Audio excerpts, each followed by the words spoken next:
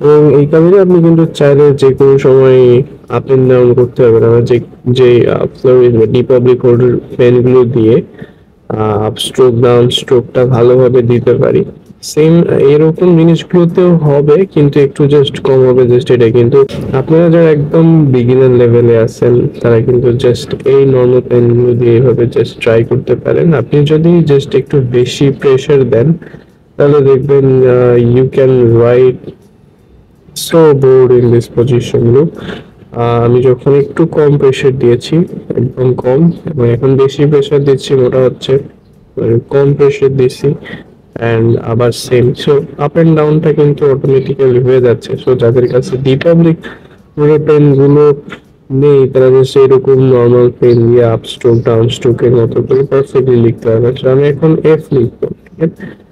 একদম এর যেভাবে স্ট্রাকচার, আমার প্রথম বলের স্টেপটা একদম মোটা থাকবে, দেন আস্তে আস্তে থিন হবে, এই অংশটা আবার থিন, এটা আবার মোটা দিচ্ছি। সো জাস্ট একটু প্রেশার দিলে কিন্তু মোটা হবে, চিকন হবে, কিন্তু একদম ডিপ হবে কর্নার মতো আপনি যেরকম আপ স্ট্রোক ডাউন স্ট্রোকটা দিতে যাচ্ছেন ওরকমই মোটামুটি পাবেন এইসব নর্মাল পেন দিয়ে। সো জাস্ট একটু হ্যান্ড রাইটিং হ্যান্ড অন করতে হবে, তাহলে আপনার দেখবেন হ্যান্ড যে অন করতে করতে দেখবেন এই পজিশন গুলো আপ স্ট্রোক ডাউন স্ট্রোক দিতে অনেকটা ইজি হয়ে যাবে।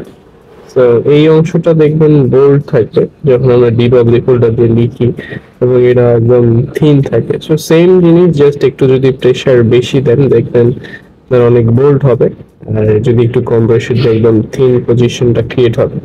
তো দেখা যাবে এরকম ভাবে আপনি কিন্তু পারফেক্টলি এটা সেভ দিতে পারবেন লেটেস্ট গুলোতে, এবং লেখাগুলো আপনার আগের চেয়ে অনেক বেশি ইমপ্রুভ হবে যদি এই কার্সিভ ইনকর্পোরেট করেন।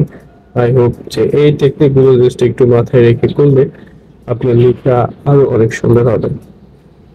সো এই অংশগুলো জাস্ট একটু বোল্ড থাকে ক্যাপিটাল লেটার, যেগুলোতে আপনারা দেখেছেন আমার ডিপব্লিক